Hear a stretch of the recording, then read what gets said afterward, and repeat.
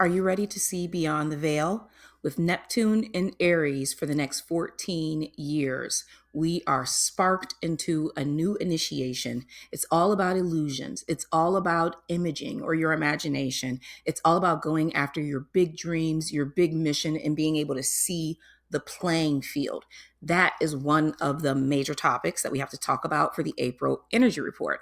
I'm your host, Candace, with, of course, it's Miracles, A Course in Miracles. Let's get into it. Now, before I even get into that, if you are subscribed to my blog, then you get a channeled message about Neptune based on your rising sign and your sun sign. Listen to both, and you can get all up in that from the link in the bio. It's in the description how to get to that, and all we need is your email address to subscribe. Now, we have a lot to cover this month. So we want to really go back a little bit and talk about the ending of the Aries eclipse that happened. And that energy we're going to be feeling until mid-April anyway. So I thought I could cover it this month.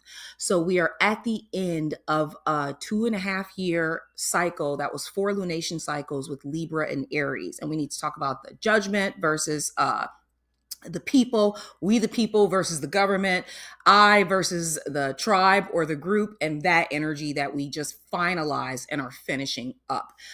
Pairing that with the idea that Neptune and Venus, and they're like two planets that go together. If you think of them working in tandem, they go together. They just had a conjunction, which is a big deal. And these two planets talked at home in Pisces before Neptune came to Aries. I want to cover that. This is a big deal because Neptune hasn't been in Aries since 1865, because the Civil War era. Okay, so we are not familiar with this energy. It's a new energy as a collective that we are all stepping into together, and we've got to go over it.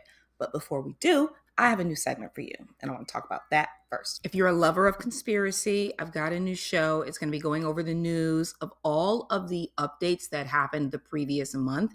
And it's really going to be focused on the Pluto energy in Aquarius of information dumping, this transformation that will be happening based on the information that comes out for ascension, right? So I'm talking about the Ark of the Covenant, the pyramids and what was found out of the pyramids, JFK and MLK files in this first episode. It's going to be the episode that comes out after this. It's already recorded. So subscribe and check it out if you're obsessed with stuff like that. I am a consumer of information and have I've done a lot of ingesting of information. So I have my own take on some of these stories, and I really want to share those with you in a fun way that's a little bit more lighthearted and looking for like the clues of ascension and keeping track of this wild time. But with that, let's get back to the eclipse information. Okay, so let's talk about the Aries Libra eclipse. This was the last eclipse in a cycle that lasted, that actually started, on October 14th, 2023 in Libra. Then it hit Aries April 8th, 2024. Back to Libra, October 2nd, 2024, and now it's at its final cycle, March 29th, it went into Aries, okay? And this energy sticks around for like a month, 2 months. It's really intense transitions that we undergo. And this energy was very specific. One of the first things I did was looked at just the Sabian symbols connected, the specific degrees connected to this energy, because it hits like 9 degrees Aries, 9 degrees Libra, 10 degrees Aries, 10 degrees Libra. And as these cycles occur, you pick up information each time. So it's like you're a Russian doll of information. So you first get the major theme with the first eclipse, the one that happened in Libra. Then as you experience each additional eclipse, it's like more information comes to you for you to have knowledge and wisdom and to transform. But you have to see all sides of the story to really see how it plays out. And so I want to go over what these themes were and how we engaged with them and what that means for the end of the cycle. Okay, so first let's look at the symbology behind Aries and Libra. So we know that these are the oppositions. They are two sides of the same coin, extreme energy ideas about one idea, like the two perspectives, right? So on Aries side, you have the I am energy, the spark that creates life, the bursting from the ground, the first sprout in the springtime, that ram drive forward inertia energy held by Mars as its partner. It's all about that masculine drive force, will to live, will to be who you truly are. Okay. It's also associated with the first house, which is really like how people see you, like how when you're walking down the street, um, when people see you as you walk towards them, like what's the first thing they're going to think about you? What information can they pick up from like seeing you and not engaging with you, and then engaging with you from a stranger to like what would they get from that information? That's like the first house energy. Now that is like going and we're so for some of the eclipse we're looking at this side of the coin, and then for the other portions of the eclipse we're looking at the energy of us, the tribe, the connection to everyone else, the people that are in your reality, the people that have formed your vision of the world and set the foundation for your thought beliefs currently, right? The people who have guided you, disciplined you, given you structure, all of these things. That is associated with Libra, but it's also about like building bridges and new connections, how you resonate with the other, and death, the ending of life. From Libra it goes into Scorpio. It's preparing you to like release and let go and surrender, and there is a lot of releasing and let going and surrendering involved with having to engage with the other in our reality, right? It's like you got to both be able to like resonate by like surrendering your boundaries. Okay, so you've got this Libra side on the extreme. It can be boundaryless, and it's a people pleaser, but when done right, it's about justice and serving the all and the law and what's right and balance among mankind and balance of the heart against society, right? And like this ultimate judgment. With Aries, it's all about newness and birth and a new experience and a little bit of naivete, and fire and passion. But you know, it's a match. It's not a giant flame, so it can easily like be blown out. So these are the two energies that we have been grappling with for the last 2.5 years. Okay. And with each of these eclipses, we brought in a major theme that we were talking about. So the us of us, like the collective, it was all about settled traditional wisdom. Then it went to Aries, the I am, and it was about rising above ordinary perception. Then it went back to Libra for us to look at the tribe again after having looked at the other, then looking at ourselves and investigating there. We were then called to look back to the other, and it's called chain of transmission. And then we were then asked to focus on ourselves, and it was about focusing the subtle mind. Okay. And I want to go into each of these energies as a theme and how they built upon one another over this time. All right. And if you see here, we've got an image of two tribal or like family images, and then two images of people like writing, like of the third eye of this insight and this intuition that comes from seeing us versus them. Right. Okay, so the first energy that we experienced in Libra in October 14th, 2023, that energy was all about us. Us with another person in the group. And you have to think about it being about the group, but it's really about the mirrored image of what you believe being shown to you in real time through other people, right? That's what that energy is. And a part of that, the name of this Sabian symbol is a Jewish rabbi, and it's called settled traditional wisdom. Tradition binds a community into collective agreement and has certain benefits of social and spiritual conformity. Following traditional teachings. Okay, so like when you're in a group, and we all are so quick to label ourselves to be in groups, right? There's so many different groups that you can be a part of. There's so many different titles that we can give ourselves. When we decide that we are going to be in a group, you know, we are definitely inspired, motivated, but also just like confronted with whatever is good for the group has got to be good for the person, right? If it's good for the goose, it's good for the gander. It's got to fit with who you think you are, right?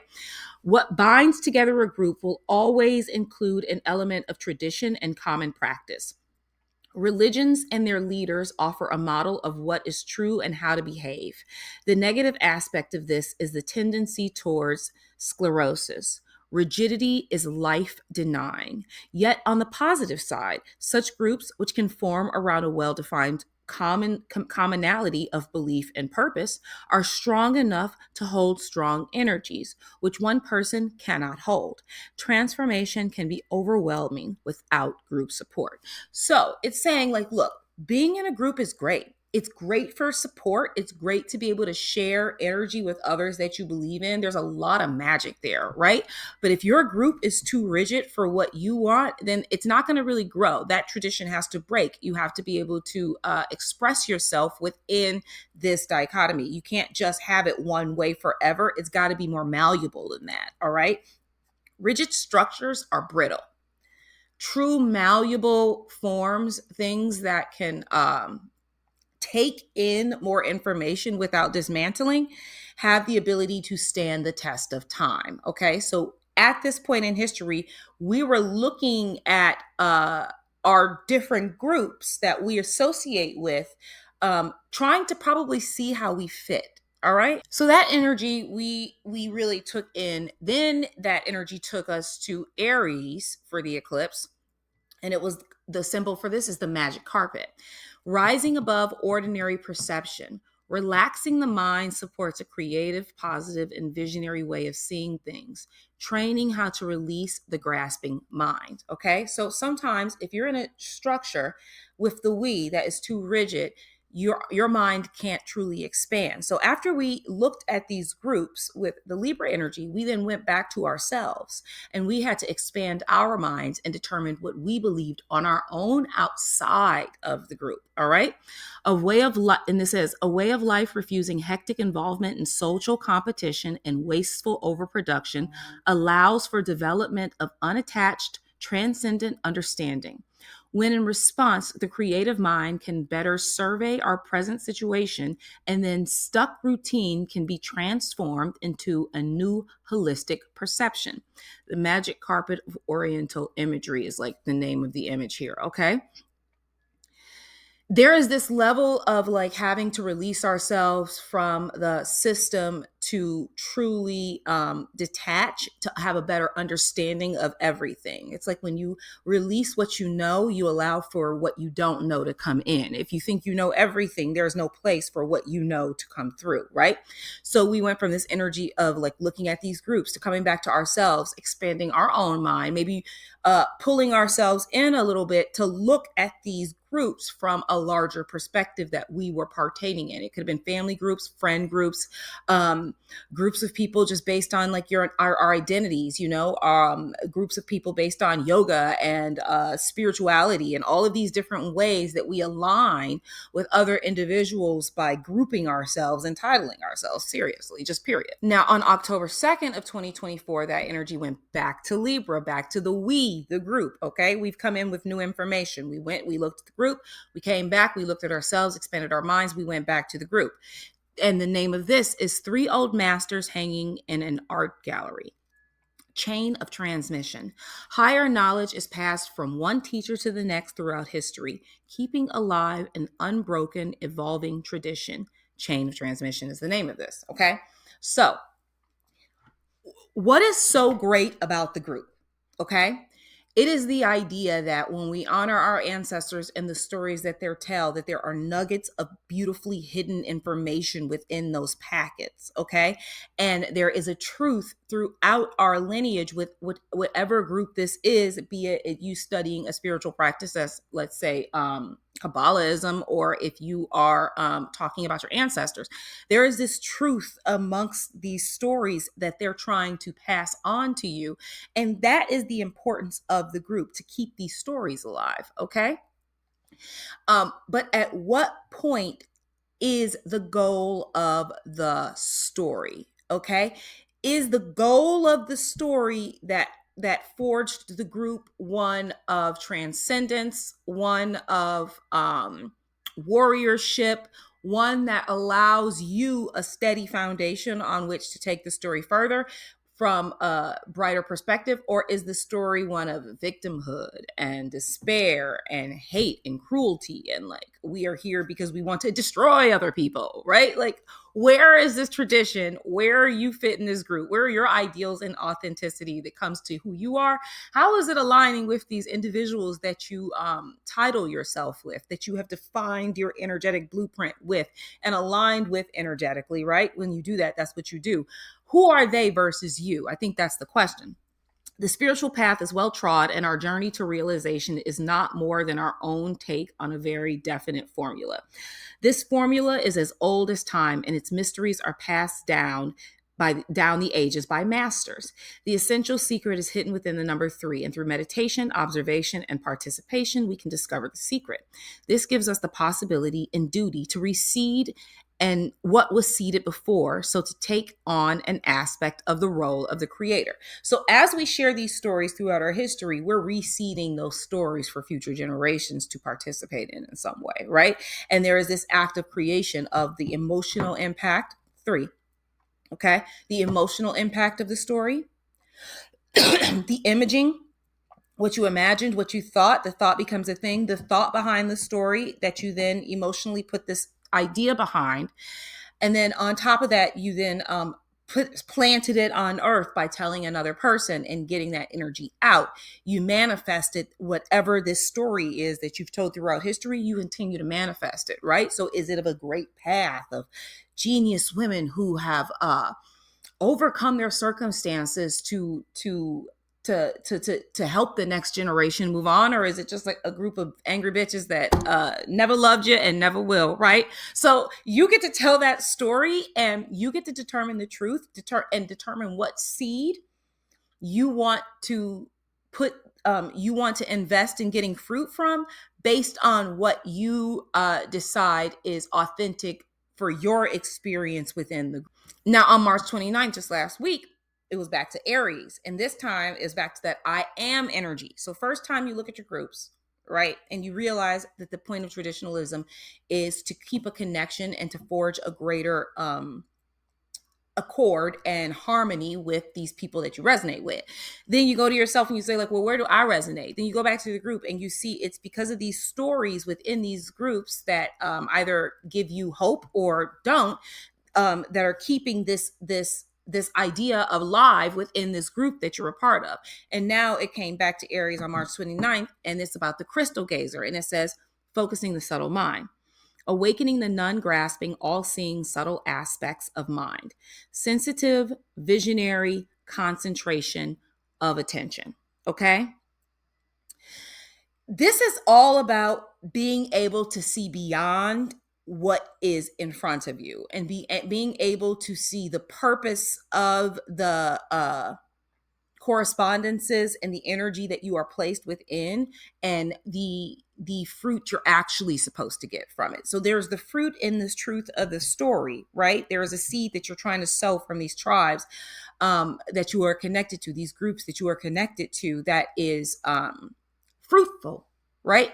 You get to determine what fruit you want to go into the ground, and look at what you think, that when you can see it from above, it's less about the actual story and the effect of how that story makes you feel. And you start seeing these patterns of stories, and if they either make you feel really good or they make you feel really bad, and you can kind of like detach from what the story is and who's the leader in the story and who's the hero and who's the villain, and see the purpose of why there was even a story in the first place, right? And that is where I think our energy is supposed to go with this March 29th energy. All right. So it says, being able to see the whole picture, the mature psychic can interpret scenes and scenarios in the holistic context. The perspective is not given to one lost in narcissistic self-love and obsessed with self-projection. Okay. So we have this want or this need or this drive to kind of look above and beyond the current situation, to see the patterns, or to see the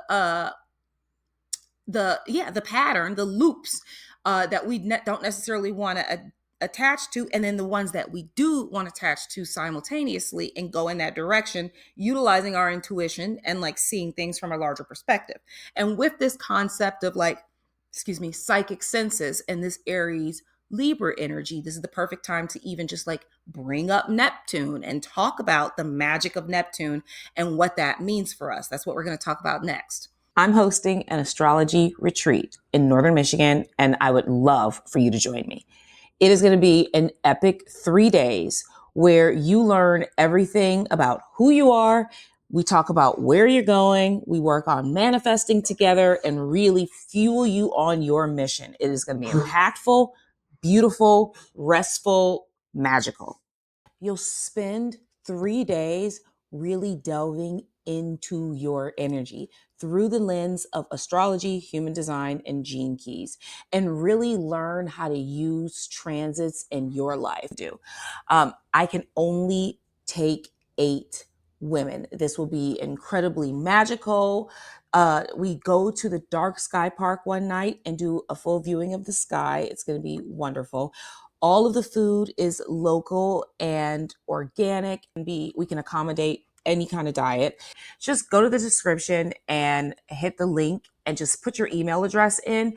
As I pull the itinerary together, I'll have everything on a page for you so that you can explore further. It's only going to be one price, and it includes all your food, sleeping accommodations, everything at a really beautiful resort that they call like an adult playground. It's like an adult campground that is sophist. Okay. So we're going to have a really good time. I hope to see you there.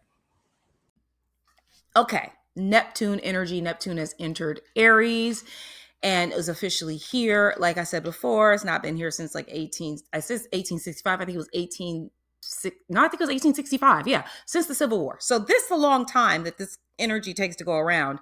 And now it's going to be in our signs, our houses for 14 years. And what is this planet all about? So when we talk about Pisces, we always talk about the womb. We always talk about this primordial space, this the other side of the veil, let's say, or the space that we reside in prior to being on Earth and when we leave Earth. Okay. And Neptune is very much associated with Pisces. So is Venus. But Neptune being associated with Pisces, I consider it to be the matter, the like an electron that stimulates us to ensure that we remember our blueprint. Okay. It's almost doing so in a way because it just allows us to pierce beyond the veil. And I think it is the form of the veil, I will say. And because we have a better view into the veil, we have a better view of being able to see and be guided by our intuition, our higher self, the other side, this mission that we're on. We're able to see the steps more clearly with this energy, especially in Aries. Having been birthed from Pisces, it's really potent. Okay. Neptune is all about psychic power, intuition, imaging, imagination is the goal, right? Big imagination, dreaming big. With Neptune, it's if you cannot stretch your imagination to experience beyond what you currently are, how will you ever get there? If you cannot stretch your imagination and take it as far as the mind can go and come up with ideas about yourself and for yourself that are so beyond who you are right now, if you can't stretch, that's what the point of it is. It's a muscle, it's a tool. You stretch it out far and you go and reach for as much of it as you can grasp and allow that experience to unfold. But if you can't even claim it in your own mind, you can never experience it on Earth. And Neptune is like, call for it, ask for it, let the universe mold and collapse and form to allow this thing to happen. But I want some big dreams over here. Okay. What am I doing here? I want to create something fabulous with you. All right. This can also be connected to delusions. If your third eye is not open, or if your third eye is distorted, this is third eye energy.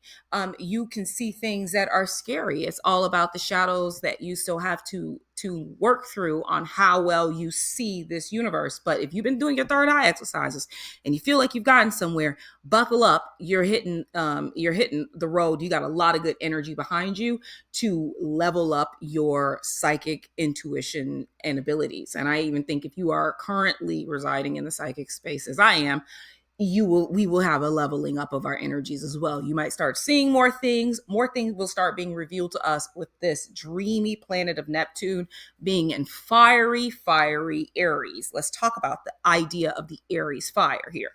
Aries is all about I am energy. Okay. Now, when you were born, I'm going to show these images again. This is just the zygote. This is mitosis. This is the process of creation. When you go from one being a single cell to splitting and forming and turning into a human. Okay. I have a dog barking. 1 second. Hey, please. Okay. So when you look at these images, you got to notice two things here. You got the matter, the body, the avatar, the machine that you came into, and then you've got this burst of light in the background. That is you, baby. That matter is just your form on earth. It is the vessel you use to move through this experience with senses, and being able to partake, ingest in this Gaia energy. But that spark that happens at mitosis, that moment of creation, that flash in the pan, that is the light of you, your personality, your boundless potential, your connection to source, everything that is. When you people like, you have to really think about this for a second. Let's say you live and you exist forever and your body just dies, but you go from one state of being to the next state of being to the next state of being to the next state of being. And in reality, you're learning how to die all over again all the time, because dying is just moving from one state of being to the next. Okay, that's what it is. If you gotta learn how to die, but and you get reborn again and again. It's just it's a moment of collapse and surrender to allow things to alchemize. Okay. But if you can understand this energy, then you know that there is something else to you. There's a personality behind the machine, right? Like, if you were in any other body, there are parts of you that would be absolutely the same, that no matter what, people would know it was your personality. If you had no body at all and you were going around hunting your friends, they would know you were hunting them based on who you are, right? There's a resonance to you. There is a spark to you. There is a light to you. There is something else beyond your physical beingness that is present, collaborating with the avatar, right? The blueprint, the DNA, the chromosomes hold the information about your lungs, your tissues, your organs, your blood vessels, all of that information, making sure you breathe, you do all the things, right? But it's that spark that holds your mission. That spark holds this aliveness that you came here to partake in a very particular way. And that is Neptune and Aries partnering together to ensure that you can actually bring that spark of information. That quick flash of the pan of Aries is like, it's here on Earth. All right. With Taurus energy in 14 years, it will settle on Earth. But for now, I want you to think about it as being, imagination. I want you to think of it as being, alchemization, and that it is in the process and in the stages of transforming your reality and potentially putting you in the place to, like, if you look where Aries is, and if you go to the website, you subscribe to the website, there are channeled readings there for the sun and the rising sign that you should read. But when you look at it, it's all about what your mission is right now, like where you need to focus to go on your mission, right? And with it being in Aries, it's like you've got the flame necessary to actually create on Earth. It requires this combustion. This is the juice that you need to use to make it all a reality. Okay, so now I want you to think that Neptune is like the big sister, and then Venus is the little sister. And Venus is also retrograde in Aries right now. And that's your planet of like harmony, beauty, your feminine expression that resonates with or without the alignment necessary for you to achieve your dreams, right? So it is this beautiful expansion and expression of your energy. That's what Venus represents, based on the frequency of love, based on the frequency of harmony. That as you learn to openly express yourself, you get to resonate out into everything that you have in contact with you. And it's inspired by that major mission in Neptune. So you've got these two planets working in tandem, meeting. They had a meeting, they were conjunct, they met with one another, being able to meet. I mean, they haven't been able to meet for a very long time. To be able to meet, knowing that she hasn't even been in Aries and Neptune since 1865. You know, they ain't never met here. To be able to meet and share information about the large vision, and the expression that goes with the large vision that has happened, and is trying to harmonize. And I'm sure they're trying to harmonize those energies together so that you have a more beautiful expression, let's say. And if you want to know where that beautiful expression is, and the questions you need to ask yourself, and what you need to know to really delve into and partake into this energy in its full expression, head over to the blog, and I've got those channeled readings there. Always read for your sun and your rising, and you can read for your moon as well. It partakes. This is a big energy for everybody. I don't care what your sign is. Of course, it's going to affect you if you are an Aries, but if you are not an Aries, if you are a fire sign, but if you are not a fire sign, it's in your chart in a house for 15 years. All of these houses matter. That's all I'm saying. Have a great day. I am Candace with, of course, Miracles, of course, in Miracles.